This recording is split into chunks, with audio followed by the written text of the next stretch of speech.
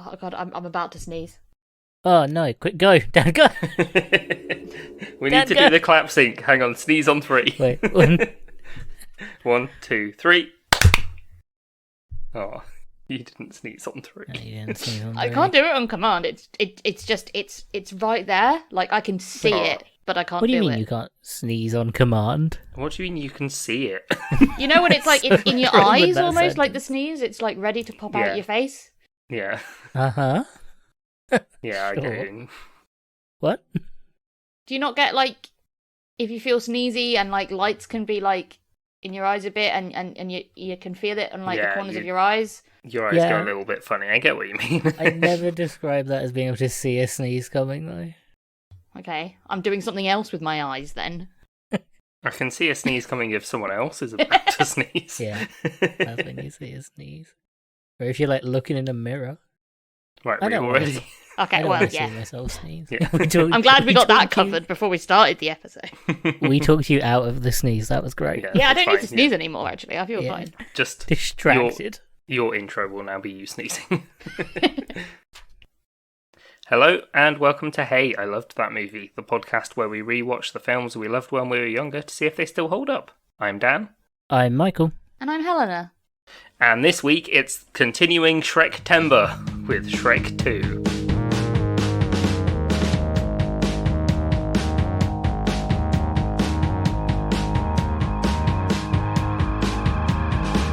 And then that's Shrek 1 again. No. Well, what was it? Love was only true True in in fairy fairy tales. It starts. What It's was at the it in beginning of the film, isn't it?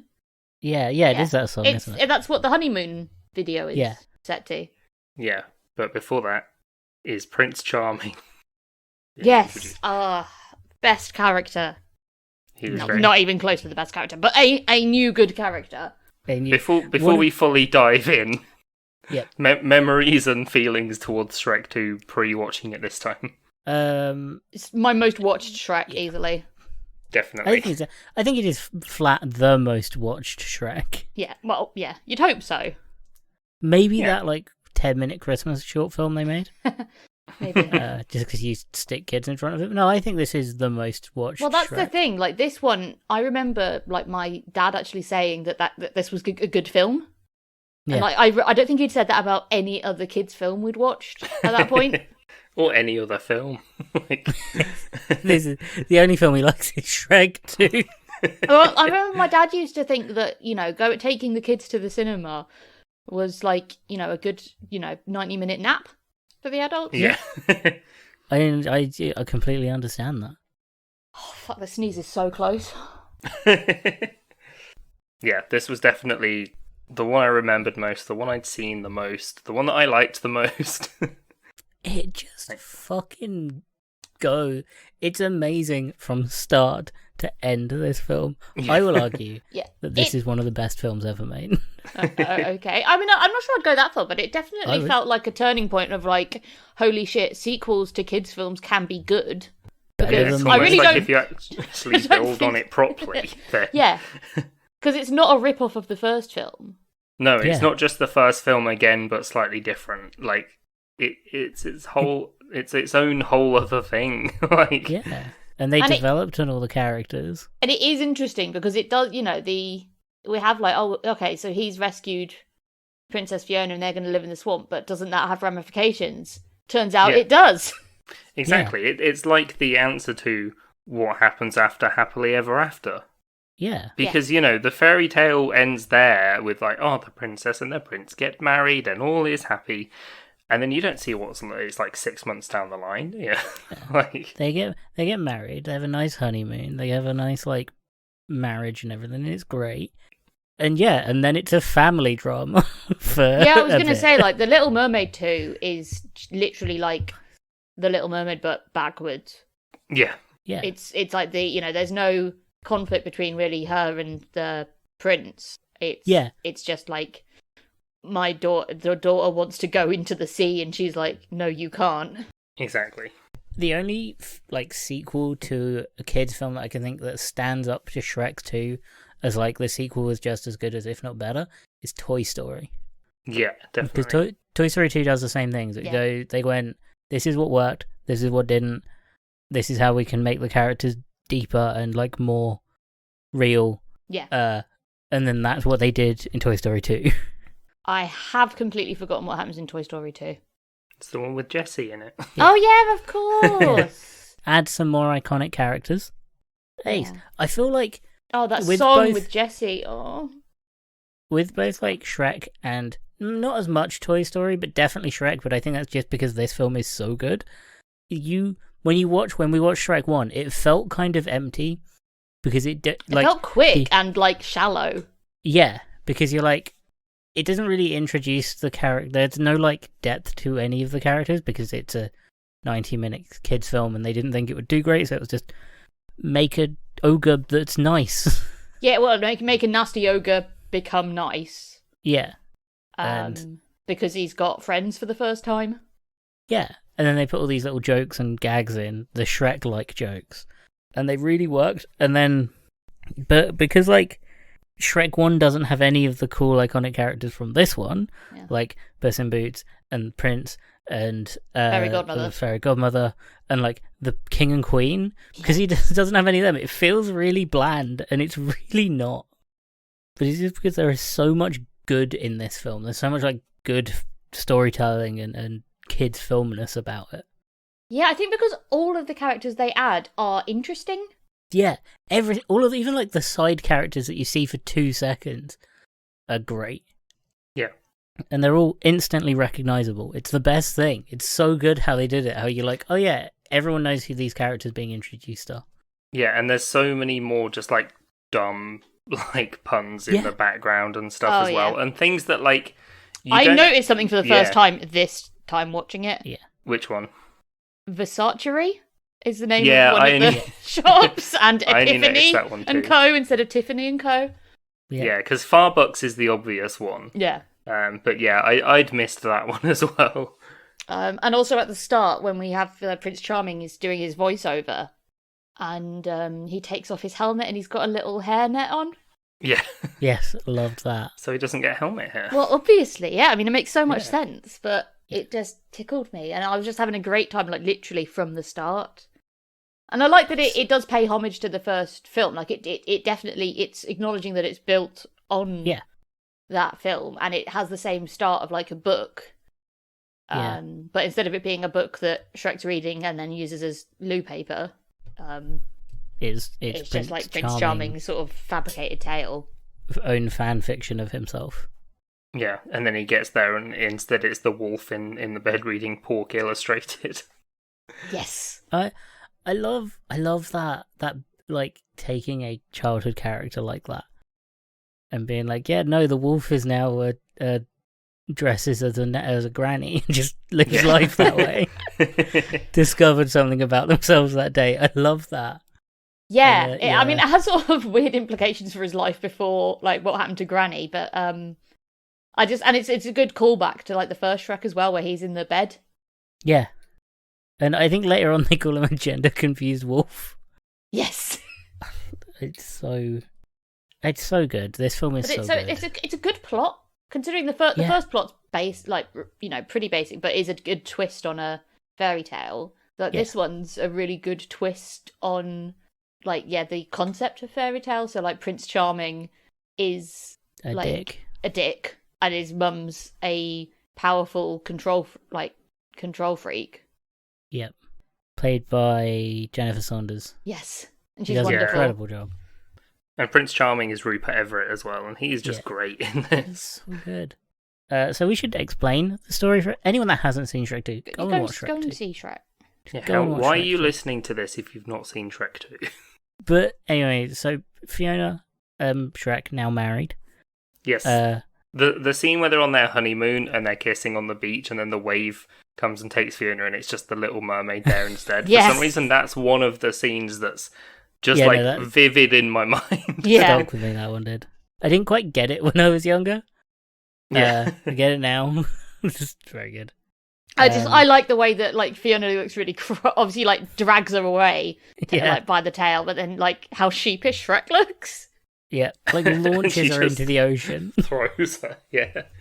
Man, so they married, and Donkey is kind of on a break with the dragon. Yeah. I don't know if they're on a break. I've forgotten about that. It's like he's like, she's all moody, and I think he's sort of been kicked out of the house. I don't know if they're on a break or just having some space. I mean, considering at the end she's popped out some weird fucking freak babies, then I think maybe dragon pregnancy. Yeah, he abandoned her during pregnancy while she was struggling. Donkey's an arsehole. He's a terrible character. Donkey has never been a good character. No, you don't know if he abandoned her or if she told him to go away. Yeah, it could be a dragon pregnancy thing. Yeah. Yeah, I mean and it might be a very specific dragon pregnancy with Donkey. Yeah. But yeah, Donkey's just sort of messing around at their house, killing their fish, getting them fish, killing the fish. That is the most accurate representation of keeping fish in an unfiltered bowl. Yep. Because they are dead. Yes. Great. And then the family are invited to far, far away. Yeah, the guy just having his little trumpet solo when they're doing yeah, I remember that. Yeah, there's so many like good little bits of the trumpet fanfare. And it's like one of those things where you kind of always wish that would happen if, like, when you see like a royal fanfare or a military fanfare kind of thing. Yeah. And it's also strict, and you just want one of them to like bust out do a Lisa Simpson essentially. You want a solo. You want an impromptu solo all the time. So they go too far, far away, which obviously takes a while. That shaped so many car journeys after we'd seen that film for us. I think it ruined a lot of parents' lives for like a good few years. Yeah. Because every child was just asking that question. I mean, I was doing that beforehand. It wasn't like that put the idea of "are we there yet?" in my head. No, you asked more though, didn't you? Yeah, but I think my parents would also say yes, and I'd go really, and they'd go no, like more. It ruined a lot. I remember of trying journeys. really hard to do the donkey like click sound, like the. Just yeah. Yeah, my jaw still hurts. Yeah, that noise. I remember I couldn't quite do it when I was a kid, and it really frustrated me. It's like not being able to whistle. Yeah. Same. I still can't whistle great. Damn, that sucks for you too. Yeah. If I can whistle sometimes if I'm just doing it absent-mindedly, but if I actively try to whistle, I can't. I used to be able to do the 2-finger whistle. It's so loud and I can't do it anymore. I've done that once by accident. Yeah. But I've not. Well, not by accident, but like by total fluke. Yeah. But yeah, I can whistle really well. But that's from like years and years of playing the flute, which is like whistling but harder. With an instrument. Yeah. That's all the flute is, isn't it? I can whistle in and out, so I can do like circular non-stop whistling. Which I think my parents are probably grateful I learned after I was a young child. Yeah, that's true. So they go to far, far away. I keep on going to call it Never Neverland. That's not it. Yeah, they go to far, far away, which is like a metropolis city. Well, it's Hollywood, isn't it? But yeah. But for fairy tale creatures. Fairy tales. So I guess it's like, is it LA that Hollywood's in? Yeah. Or Are they different cities, or is like Hollywood a part of LA? Yeah, Hollywood's part of LA. Okay, cool. I knew that. Yeah. It's like a neighborhood, isn't it? Yeah. Yeah, so I guess it's like LA then. Expensive neighborhoods in the world. Yeah, because it's got like all the houses where the celebrities live, whereas on this it's just where all the princesses live. Yeah. Yeah. And the big sign, the Hollywood sign, but it says far, far away. Yeah. And you have like, there's a Hooters joke in there, isn't there? Is there? I think there is. From memory, there is. There's so many just like they go weird past background jokes. There's a Burger Prince as well. Yeah, they go past so many shops and all the buildings are named. They're just puns. They're just fairy tale puns. Yeah, so there's it's Shrek the Third. So maybe you're jumping the gun there. Maybe. The Hooters joke. Yeah, the Hooters joke I think is in Shrek the Third. Well, we'll find out. Yeah, soon. Regrettably. This film's so good, and I don't want to watch any of the other ones. Yeah, I think we've got to enjoy this moment for what it is, because it is only downhill from here. Enjoy the peak. Yeah, they arrive at the castle, and I love it when they get out of the car and just like one of the birds just smacks into a wall and dies, and then just a baby starts crying. Yeah. It was perfect, and the whole like this is a bad idea. This is like, and they get there and like it's just deathly silent because obviously she's turned up as an ogre. Like they're expecting Princess Fiona. Like no one, it's a secret. Like no one but her parents know that she turns into an ogre at night. No, yeah, and even like her parents don't know that she's now fully an ogre. No. They just know she got married, and that's it. They assume she got married to the prince. Yeah. Prince Charming. Because this really doesn't take place long after the first film. Like, I guess they were on honeymoon for like a couple of weeks. Yeah, it's less than like a month, probably. Yeah, it's not long at all. So they think it's going to be Prince Charming and... Well, they must know it's not Prince Charming, but they must assume it's obviously some other prince. No, I think they assume it's Prince Charming. Yeah, I think they think it's Prince Charming, or Harold does at least anyway. Yeah, because even the fairy godmother thinks it's Prince Charming. Oh, because the letter's sent to Shrek at his swamp. Maybe that's just a plot hole. Maybe it's magic. or yeah, it was just magically find Fiona. Yeah, not to the unless like they said that they were living in. It must be like magically find Fiona because they never, when they mention the swamp, they're surprised. Oh yeah, an ogre who lives in a swamp. How original. Yeah. John Cleese is pretty good in this. Because assumedly, they'd only just got word that he was married, and then, like guessing that not long before this, Prince Charming had gone to save her. Yeah. Yeah. Yeah. Yeah. So they must assume it's him. So very quickly, the wolf moved into that castle. Yeah. Into that. Well, the thing is, I mean, he'd have the journey back as well, I guess. Like, at least Shrek was only going from, a couple of days away from where he lived. Whereas far away. It's pretty far away. Yeah, to be fair, in Shrek, it is made quite abundantly clear how close he lives to the dragon and the castle. No, it's fine. I don't think it's necessarily a problem. It didn't ruin the film for me. I feel like I need to close every loophole. I need to think of a reason. He'll defend this to the grave. I will. Because this film, the next thing we see is them walking towards each other. Yeah. And this is an incredibly well edited scene when they're walking towards each other and finishing each other's sentences. I love that scene. I remember really appreciating it as a kid and being like, this is clever. Satisfying. It's so satisfying as well because it's so well timed. It is perfectly done. I love it so much. But they're walking towards each other, finishing each other's sentences. It's cutting between the two couples. Yeah, because the queen, what's her name? Not Linda. I can't remember her name. Lillian, yeah. Yeah. Voiced by Julie Andrews. Yeah. Yes, wild. Oh, the cast in this film is so good.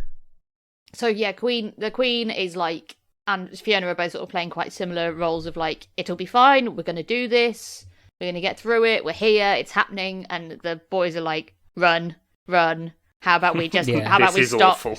He's like, okay, I think if we turn around and shut the doors now and pretend we're not in. Yes. And yeah, they get in, and this bit of the film is just kind of family drama. Yeah, the Shrek family drama. The whole dinner scene was another one that was quite memorable, but mainly just for Donkey yelling "Donkey" at the end. Yeah, we did have a thing at school. I remember if someone was saying if that sort of thing happened, you'd be like, "John, Dan," and someone would inevitably go, "Donkey." Teachers, this ruined teachers' lives too. Yeah. I don't know. I think. Yeah, well, this was one of the ones that we had. We watched at school, so I think at least one teacher liked it. Yeah, that's true.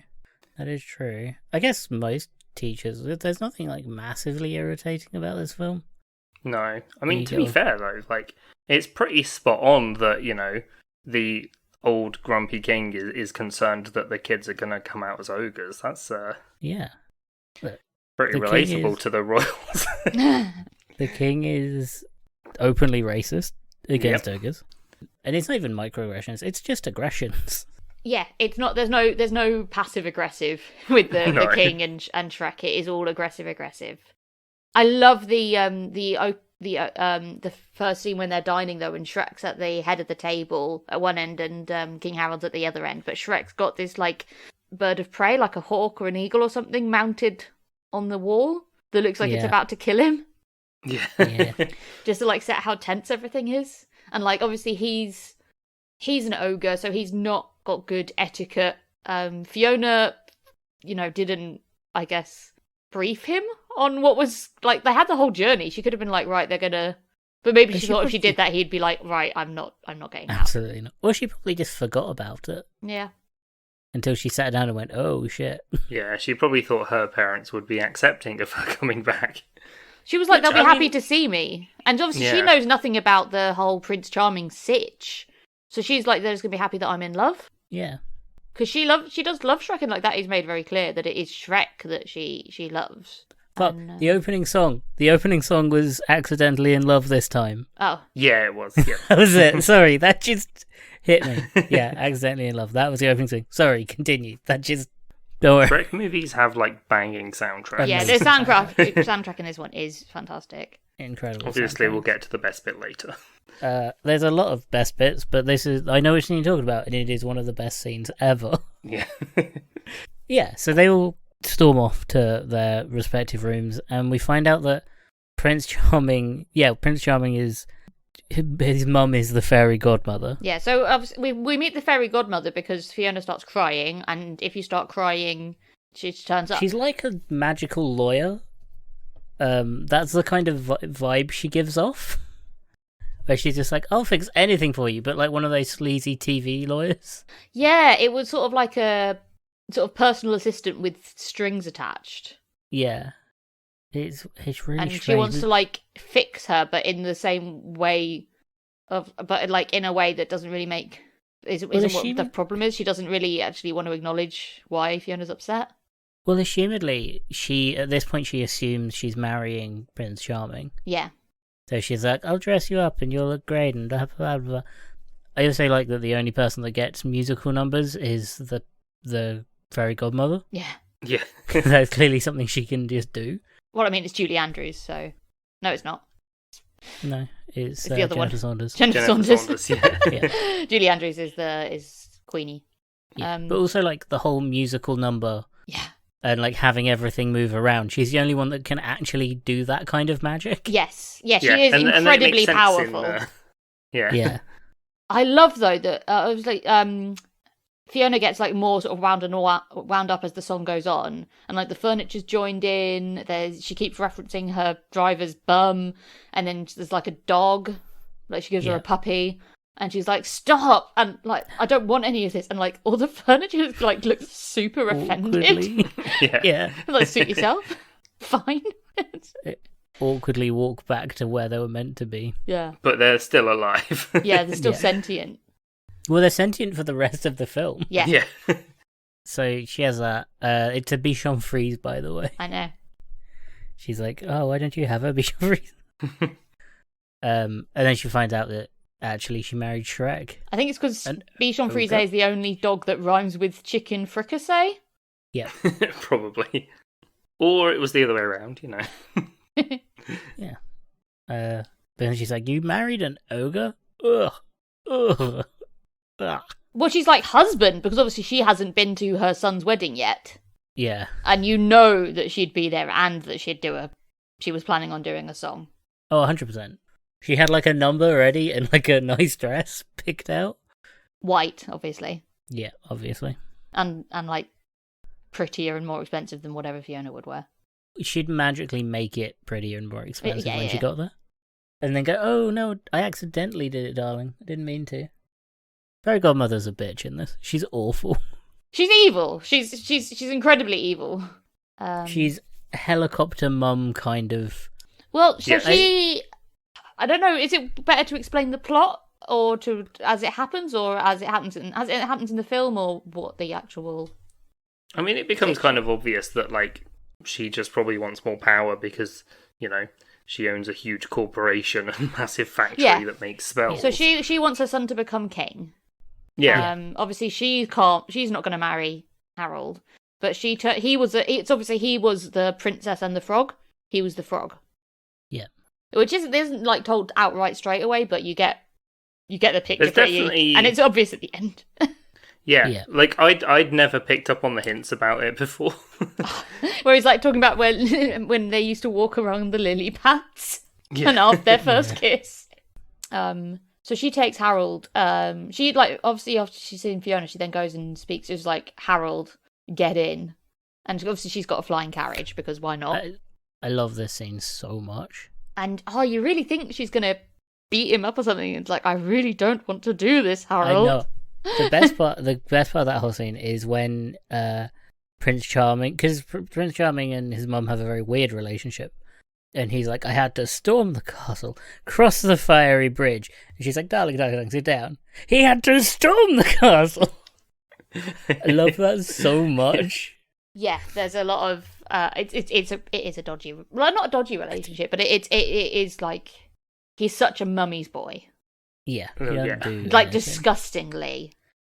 And he doesn't love Fiona, but he loves the idea of being king, and he loves the idea of being. Obviously, he's been told that this is what's going to happen. He's prepared for it. Does he even want to be king, or does he just want to do what his mum tells him what to do? I think he wants power. He wants power. He wants to marry a princess. He wants nice things. Yeah. And he can be King Charming. It has very Cersei and Thingy in Game of Thrones. Yeah, Jaime Lannister. Not Jaime, the son. What's his face? Oh, Joffrey. Yeah. Joffrey. It has very that energy. Yeah, she's not fucking her brother. Yeah. I kept thinking about how this felt Shrek 2, but in a sort of Game of Thronesy setting. In a sort of crossover Game of Thronesy setting. Shrek's just immediately murdered. Immediately. But the same like energy. Yeah. Be great. That's all I could think about for the rest of the film. But yeah, so she tells Harold to like sort out the Shrek situation. Get rid of Shrek. Oh yeah, so they pull into. She's like, my diet is ruined. They pull into a drive-through. Yeah, Friar's fat boy. Yeah, shielded. She's like, my diet. And Prince Charming gets a medieval meal. And it comes with an axe. Yeah. I love the way she's like, do you want anything? Curly fries? It's like curly fries, like they've gone out loads and like that's what he normally gets. Yeah. Curly fries, soft talker, what do you want? You've got to get something. Jennifer Saunders is so good as the fairy. Like, the fairy godmother is such an amazing character in this film. Yeah. She's probably the best character. I think she's the best character. And like just charisma of like that nightmare of a person. But she's so normal. And I think that's what really makes this film do really well in like how it's written, is all of the characters are so normal. Like, she has this big explosion where she's like, you'll go in, you'll have to kill the ogre. And then she's like, do you want anything? Yeah. Do you sure you don't? Okay. You should get something. And then, like, because her diet's over, like, later on, she's like, I need something deep fried and smothered in chocolate. Yeah. But yeah, he decides to go and hire an assassin. Yes. Yeah. Second best character. Poison apple in. Yeah. Where one of the ugly stepsisters is at the bar. So, yeah. Who is the ugly stepsister? Who's the voice? I don't know, actually. And this might be total bollocks because it's something my husband said, but he said that it wasn't always that it depended on what version was who the stepsister was. Let me have a quick look on IMDb. See if I can. It's Larry King, apparently. Oh no, he's right. So the US version is Larry King. The UK version was Jonathan Ross. Yeah. Okay, sorry, Jim. Oh, and on the red carpet later on, it's either Joan Rivers or Kate Thornton. Yeah, I had the Joan Rivers version. Yeah, no, I don't know the UK one. Yeah, I don't remember the UK one at all. Yeah, I didn't know that it was different. I do vaguely remember, like, it was probably on TV at some point. Because if there was a UK version, we didn't get it on TV that much. No. It was always the American, but I do remember once hearing it as, like, Jonathan Ross. Fair. I had no memory of it, and the version I watched was just the American version. Well, I assume so, because I bought it on Amazon. But I don't remember as a kid, like, I always remember it as, well, I didn't know who the Ugly Stepsister was, but I always remembered... well, Jonathan Ross has quite a distinctive voice. Yeah, but I always remembered Joan Rivers because it was Joan Rivers. Oh, that's so weird. Yeah, it's funny because it's like they're quite nation specific, and it's so weird for like just those 2 cameos. Yeah. Considering the whole rest of it is like LA based, it's like I understand like having Joan Rivers and Thornton as because they're presenters. Yeah, and they're doing a presenting cameo, but why the ugly stepsister? Yeah, it's not like oh, it's either like it's not. You've like, got to have your local Jonathan. ugly stepsister. He's not like famous for being a pantomime dame or anything like that. Yeah, right. Yeah, it's not like it was Paul O'Grady. Yeah, it's not like it was Paul O'Grady or something. Oh, it was. Which, to be fair, would have been amazing. No, that would have been incredible. Could you imagine that, like, Scouse kind of gravelly voice going out? That would have been incredible. Yeah, it's not like a cameo, it's just a voice acting role. Yeah, it's quite odd. Yeah, voice cameos are strange. Yeah, they are. But, like, you'd expect the rest, like, Joan Rivers is the rest of the character. Yeah. Like, yeah, that's so weird. But yeah, they go from the ugly stepsister to... So he's out around the back, he's like, I need to kill an ogre, and like the whole pub goes quiet. Yeah. They're like, there's only one fella big enough for that job that could handle an ogre. And then it is Puss in Boots. There's Puss in Boots. Although you don't probably see him, you just see his eyes. Yeah, you see his like cat eyes. And boots. And his thick Antonio Banderas accent. Yeah, he is so fucking good as Puss in Boots, though. It's amazing. Puss in Boots is up there with the fairy godmother. Yeah. Got more spin-offs. Yes, one of them which is on par with Shrek 2. Yep, absolutely. I haven't seen it yet. It's good. You really should. It's so good. But yeah, so he lures Shrek out into the woods. Yeah, he goes and apologizes and is like, "Look, we were both," and like Shrek apologizes as well as like we're both acting like ogres. And he's like, "How about we go hunting in the woods? But bonding time tomorrow." Yeah, because Shrek's up because he like had a look through Fiona's diary, and she's constantly had written like Mrs. Fiona Charming. It's so sad where she's like, I wanted to go. Sleeping Beauty had a slumber party. I wanted to go. I'm never allowed out after midnight. And it's like Daddy says I'm going away for a while. I think it's like some sort of finishing school. And it's just I feel bad for her.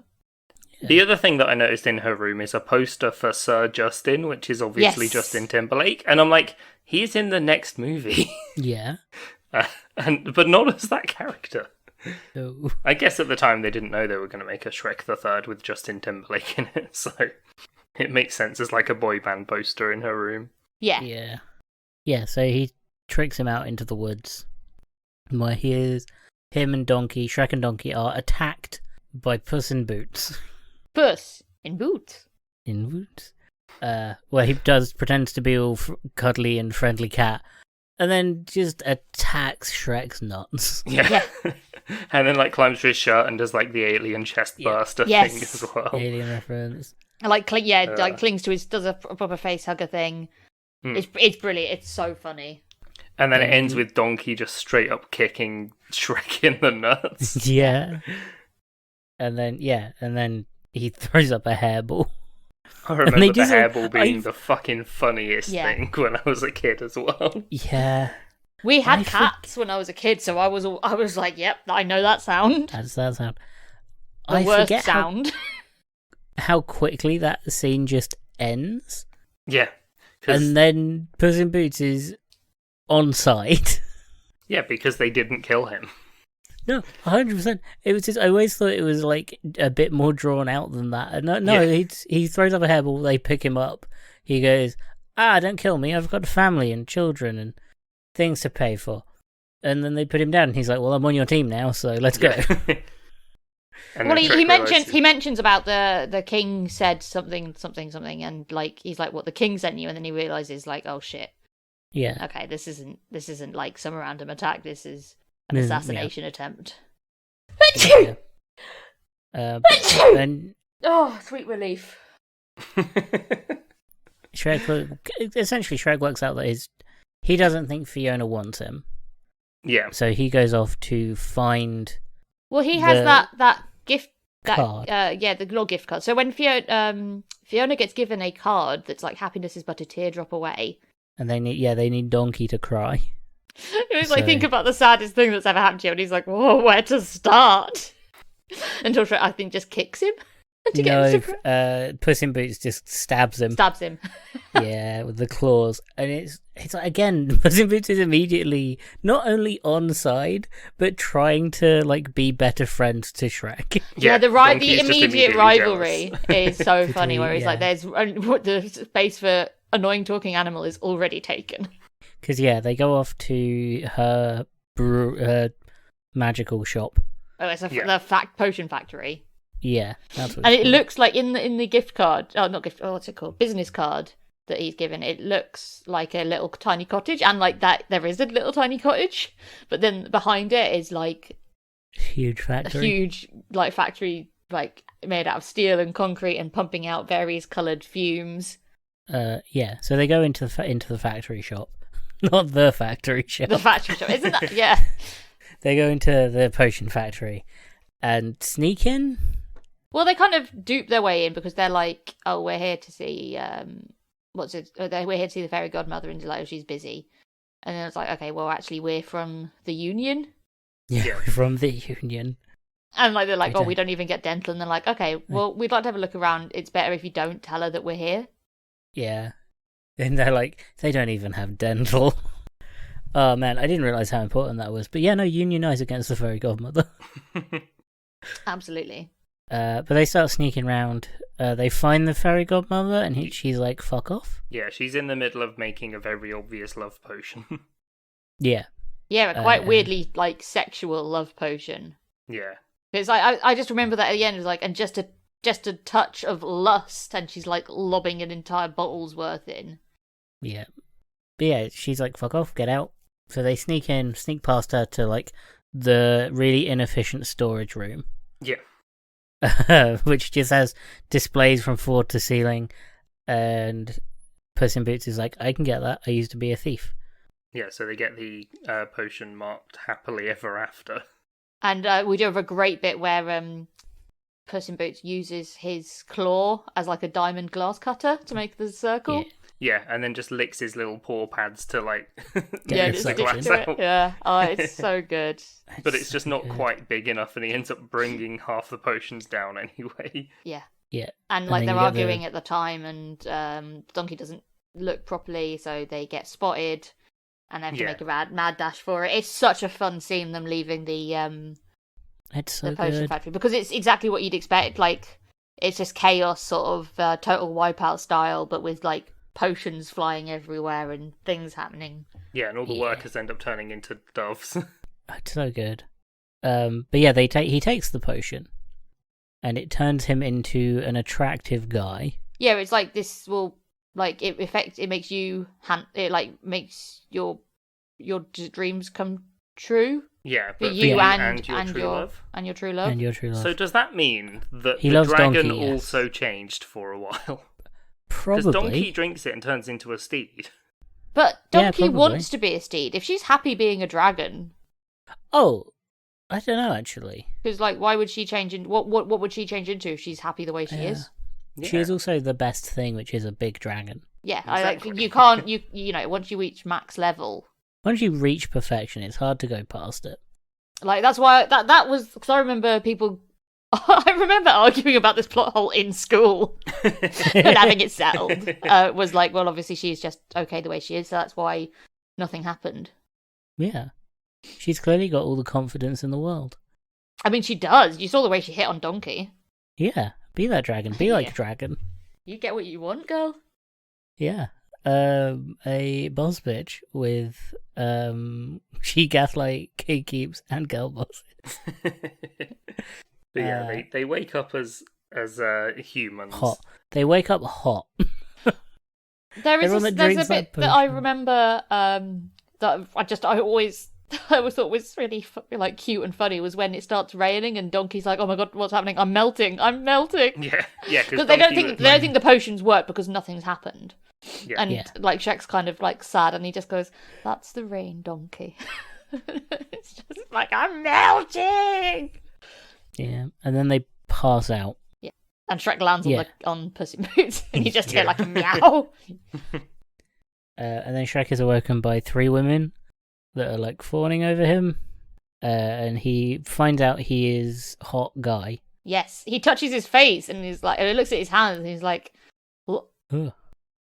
Oh, they like long flowing hair, cute button nose, firm buttocks. Firm round buttocks. Yeah, and Puss in Boots like reads the after effects of the potion, which only can be read after you've drank it because it's on the back of the label inside the bottle. Brilliant, by the way. Yeah, brilliant thing to do. And it says that to make the effects permanent, the drinker must obtain true love's kiss by midnight. Yeah, well, the 2 people that are in love have to kiss. Yeah. And then it'll stay permanent. So they rob some guy for their clothes. And because Shrek's clothes are like literally falling off him. Which the girls are very happy with. Yeah, they are horny for Shrek. So horny. To be fair, Shrek kind of hot.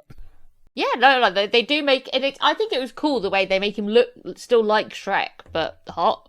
Yeah, rather still than recognisably Shrek, totally different. But human, yeah. But obviously, the fairy godmother knows what this potion does. Yeah. And she's like, I can use this to my advantage. Yeah, she sets up a plan, and the plan is to trick Shrek to returning, so Fiona can hear him, and then they can convince her that Prince Charming is in fact Shrek. And they will capture Shrek, yeah. Yeah, and they capture Shrek. But just, like, I love how even immediately Fiona can kind of tell that something's not quite right with this Shrek. Primarily because Shrek has a Scottish accent. Yeah. Yeah. And Rupert Everett does not do a Scottish accent in this. He doesn't even attempt to, like, copy Shrek, which is very funny. But yeah, it's because he's just got too much of an ego. Shrek doesn't have an ego. Yeah. Oh no, but before she meets him is when she goes down and see Donkey as the stallion. Oh yeah. It's just Puss in Boots licking him. She was like, "Yeah, Shrek drank this potion." It's a long story, but basically Shrek drank this potion, and now we're sexy. And like she looks over and on Donkey / who's now a beautiful horse. Now on his back is Puss in Boots licking himself. And she's just like, Shrek, and he's like, for you, baby, I could be. It's great. Oh, it's so good. But yeah, then she stumbles across Charming. Prince Charming, who is just pretending to be Shrek, and everyone else is like going along with it. Yeah, and they capture and imprison Shrek. Yes. Well, Harold knows, but Lillian, I guess, doesn't. No. Yeah. She doesn't know. Because then, like, she's got Shrek, and then Shrek, Donkey, and Puss in Boots just all end up drinking in that bar again. Yeah. But then they notice Harold come in. Oh, but you've missed some of the best lines where Jonathan Ross / Larry King is like to Donkey, like, why the long face? Yeah. And Puss in Boots is like, I hate Mondays. Yeah. Is that... So, yeah, they're having the party, and then that is when they decide to go and try and save... Yeah, they kind of. So they notice they hear Harold, and they're like, "Oh shit, that's King Harold." Yeah, and they go and spy on what he's up to, and realize like he's meeting with the fairy godmother and Prince Charming. So yeah, that's clearly like the dirty deeds function room of the tavern. And the back room. That's when the fairy godmother gives Harold the love potion, and he's like, "Give this to Fiona." And then when she drinks it, he's like, "It's not working. She's not in love with him. I think we should just call it off." And she's like, "I make people fall in love all the time." And she's like, "Remember, I helped you with your happily ever after. I can take it away just as quickly." Yeah. But so she gives him that. It's like, whoever she kisses next, she'll fall in love with, because that's how the love potion works. Yeah, and then she says, she has to do her son's hair because he's good in the front, but he can't do the back. But then they, because she says son, that's when, like, they give themselves away outside. Well, he says, "Oh, she's like, he's so handsome," and she's like, "Oh, thank you, mummy." Mummy, yeah. And then they go to run away, and then it just like kind of hard cuts to the like fairy tale kind of ball. Pinocchio thing. And the they're watching Joan Rivers or the other person. Yeah, they're watching the far, far away ball, whatever it is. And then whatever the red carpet, and then it cut away to like cops, fantasy cops. It's like police interceptors, but it's it's just like Tonight on Nights, and I fucking love that they use a pepper grinder as pepper spray. I love the pepper grinder is brilliant. The when catnip falls out, and he's like, I didn't put it there. But you know the best part about the catnip bit?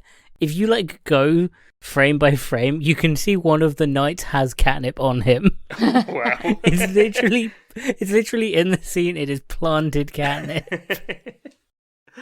It's such a good scene. It's so good. And yeah, but that's when they get captured. Are like, oh shit, we should go save him. Yeah. Well, so they rewind it. They're watching on the magic mirror. Yeah. And they're like rewind, and then it's like, I'm Shrek. I'm trying to save Princess Fiona. Thankfully, it doesn't take them long to get there. No. That is a plot. Harold puts the love potion in Fiona's tea, but then gives her the other cup of tea. You don't know that he's done that, though. No. It's kind of like... Because you see him put it in one frame, and then in a different frame, he's like, oh, no. Well, you think he has given it to her, because he's like, oh, no, that one's for me, decaf. Yeah. And then Shrek, Donkey, and Puss in Boots are all imprisoned, and Donkey's just hanging upside down by his feet. Yeah. It's one of my favourite lines as well, and I've said that about pretty much every line in this film. But he's like, no one's told me I have the right to remain silent. Shrek's like, Donkey, you have the right to remain silent. What you lack is the capacity. And then they Mission Impossible him out. Yeah, with Pinocchio, which is just perfect. Yeah. With Pinocchio being like, oh no, you have to lie, so you're wearing ladies' underwear. I'm wearing ladies' underwear. And he's like, are you? Because they need to grow his nose longer because he can't. He gets he does the Mission Impossible kind of smooth glide down. That's all sort of and gets and then tangled just gets up massively tangled up. Yeah. It's so good. Oh, and the three blind mice obviously come along as well, but just fall through the grate.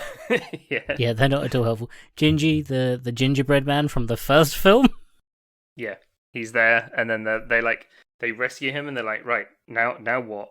But he's standing on a balcony with far away, sort of in the background. The castle, and he's Gingy, do you still know the Muffin Man? The Muffin Man. He lives on Drury Lane. And then they go there and create Mungo. And but just before that, they get Puss to spit out one of the mice. Yeah. I guess that's just instinct. Yeah, but they make Mungo. Mungo is a giant gingerbread Godzilla monster. Yeah, he is huge. He's amazing. He makes a Godzilla roar. It's so good. And then they storm the castle. Yeah. So there's the ball that Princess Fiona and like fake Shrek, Prince Charming are dancing there, but Fiona can tell it's not Shrek, and she doesn't want to kiss him. And she doesn't want to dance with him. She doesn't want to go to the party. No. And then the greatest scene in cinematic history begins with C minor. Put it in C minor. Best scene ever. I remember just being so unprepared for this scene when I was there. It's so fucking good. Like, you can just watch this scene on its own. You don't need the rest of the film. No, watch the rest of the film. Rewatch this bit. It's in C minor. And it's Jennifer Saunders singing I Need a Hero. And this is why I think... And singing it. Singing it. 100% going for it. And this is the exact scene. You know, last week I said that, like, Shrek wasn't coward because it set, like, action scenes to pop music? Yeah. Nah, it's not that Shrek wasn't a coward, and it's Shrek set the standard too damn high. Yeah. Because the standard before Shrek wasn't to set action films to pop music. Shrek said it. And this one, they set it to a cover of I Need a Hero, and it cut between them going to save them and Shrek and Prince and Fiona and Prince Charming dancing. Yeah, they're dancing, and then it's just Mungo storming the castle. Yeah, he's weirdly like dumb. Yeah, because he's so big, I guess. He's a gingerbread Frankenstein's monster. Yeah, yeah. I don't think that the Muffin Man had enough time to like create a functional brain. No. Yeah. When the gumdrop button gets shut off and it's just burning, and then he gets mad and kicks it back at them. Yeah, that bit was great. And then he does just a full-on Godzilla roar. pour the steamed milk on top of him. They managed to get in, but he collapses because his arms break off. Yeah. Oh, I love the bit where they're like, they're pouring the hot milk on him, and then he looks up and he's got like that sort of 18th century wig. Yeah. And they're like, more heat, less foam. And then as he's sinking, he's just like, be good. That genuinely is emotional. It is a bit, isn't it?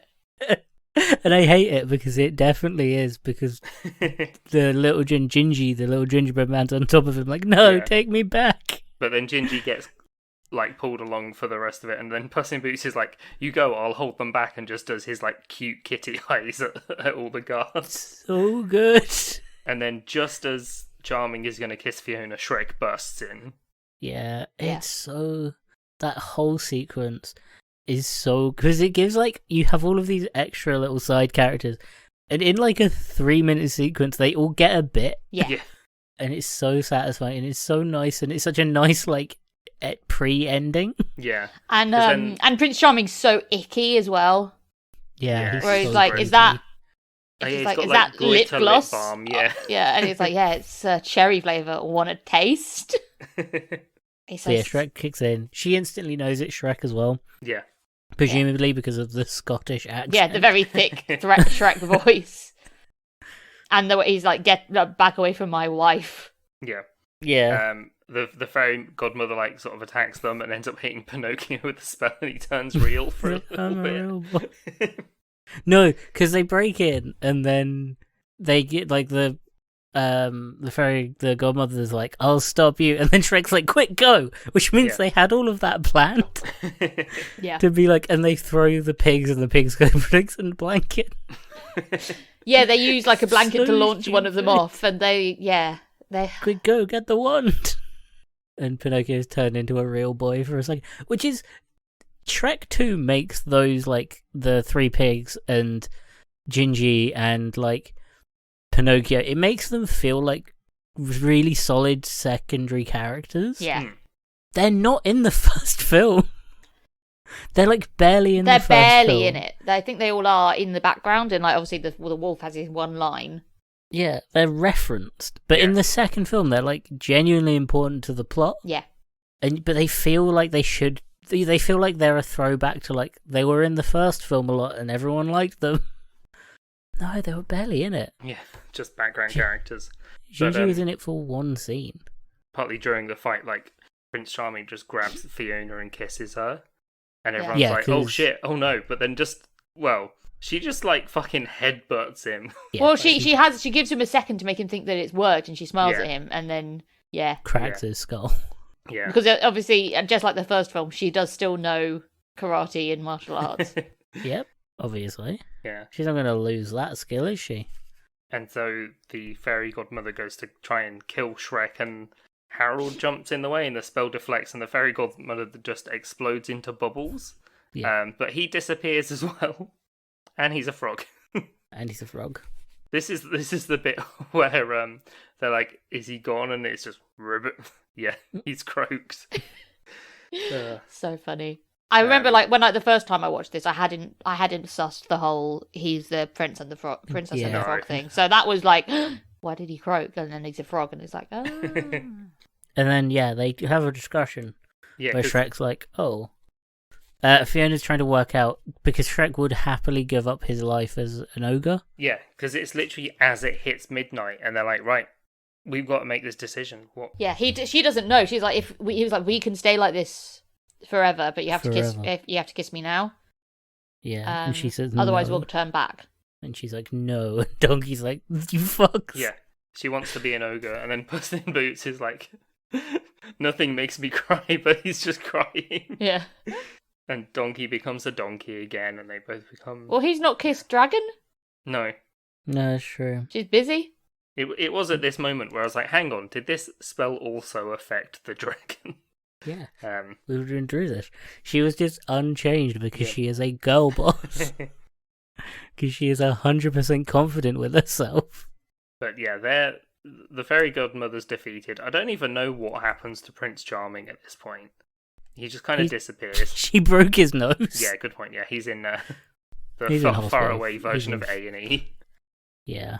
It's America, though, so he's got to pay for his healthcare. And even in England, I'm sure he'd go to Bupa. Yeah. Oh yeah, he'd be a private. What do you mean I'm not on Mummy's insurance anymore? Well, she's dead. She was bubbled. She's turned to bubbles and they all popped. And then it just ends with another musical number of Person Donkey singing Live La Vida Loca. It's so good. Amazing.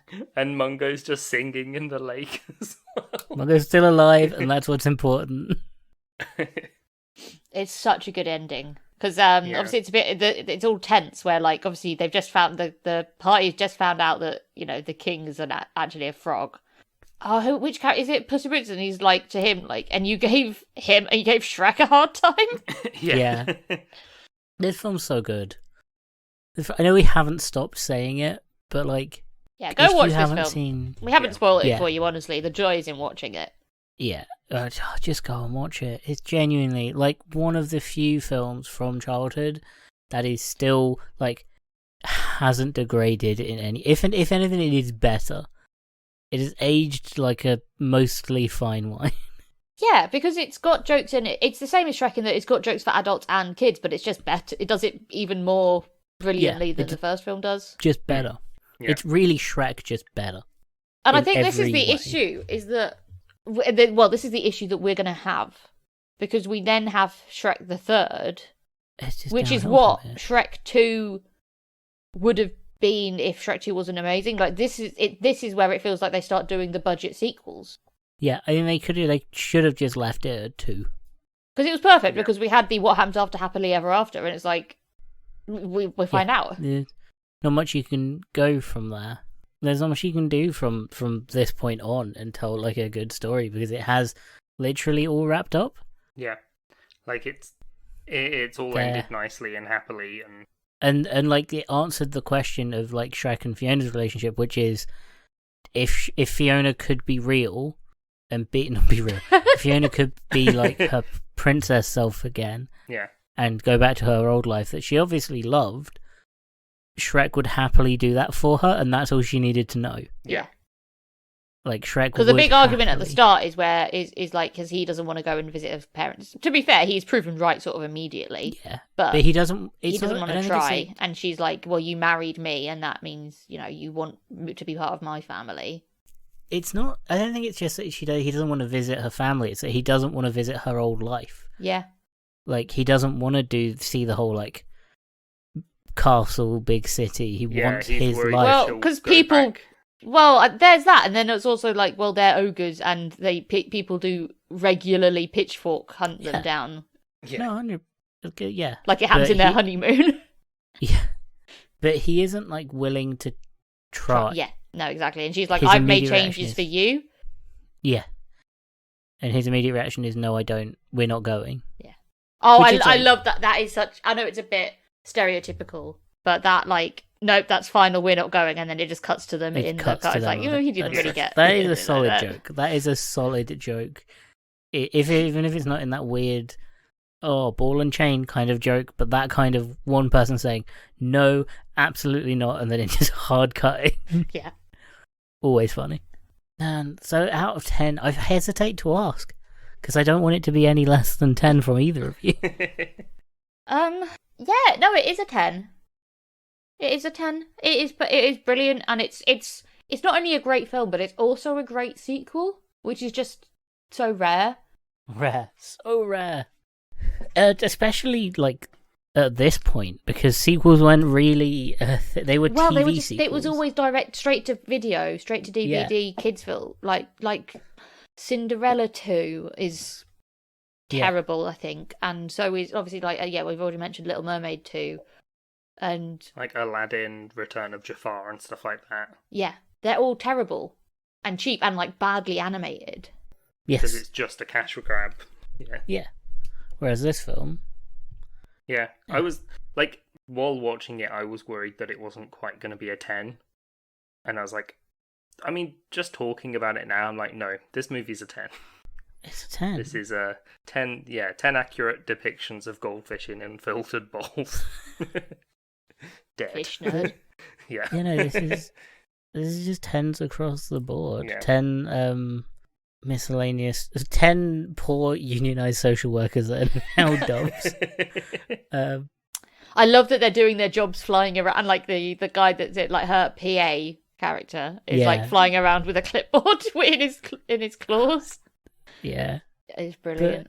But it's up there with Matilda. Yeah, it's really feel good, and it doesn't make me cry as much as Matilda does, but it is like it's such a joyful watch. Mungo's death though. And but when I'm thinking like, what would I change to make it better, and I can't really think of anything. No, there really isn't anything. This film doesn't make you cry, but it gives you that like energy to go like, yes. Yeah. Oh yeah. Like it's the hard opposite energy where you're just like, yeah. Yeah, you leave feeling good and happy and like, yeah. So we might as well mention the bit at the end, which is the after party, and Shrek, Donkey and Puss in Boots are sort of drunk and stumbling around the place, and then guess who turns up? It's Dragon. Oh yeah, Dragon. With Dragon Donkey children. Just a bunch baby. I completely forgot that then the final line, as it cuts to black, you just hear Donkey go, I gotta get a job. Yeah. Responsible donkey dad.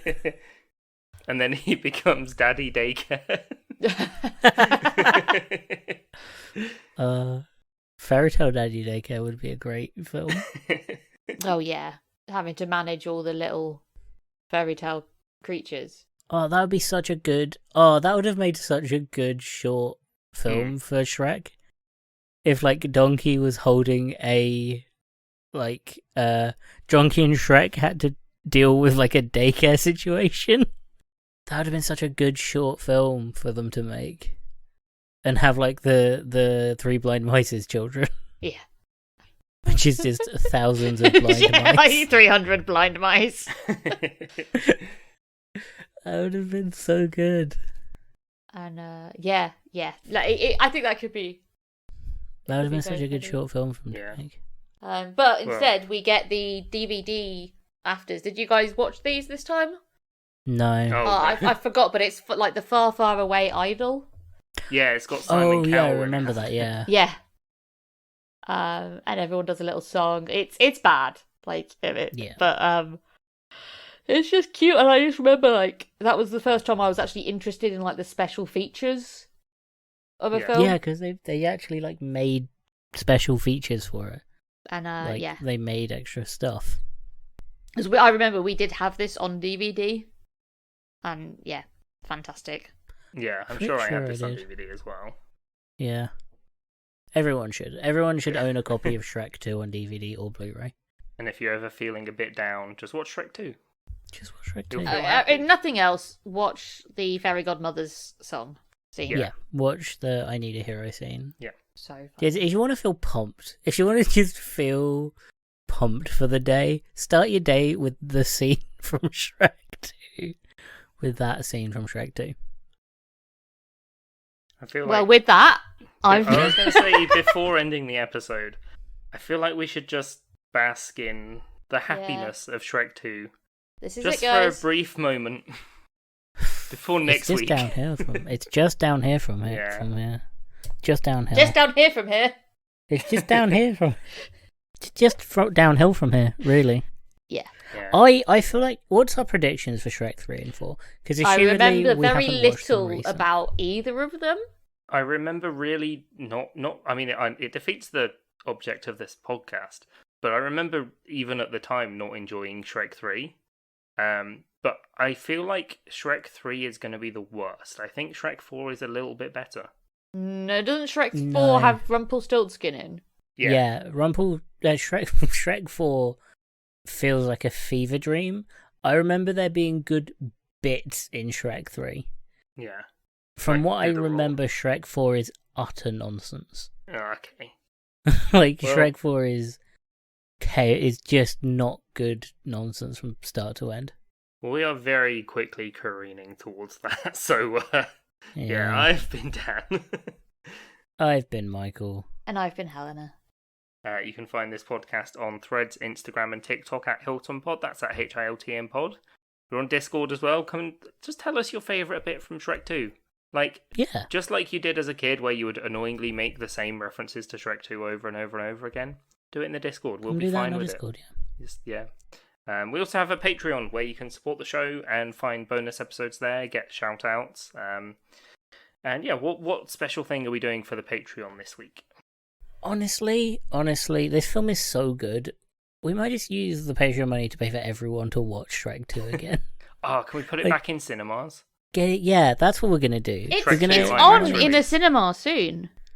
Yeah, I had that come up actually. Yeah, when you put a film in on Google, it will, if it's like one that's currently in the box office, it will give you like theatre tickets for it.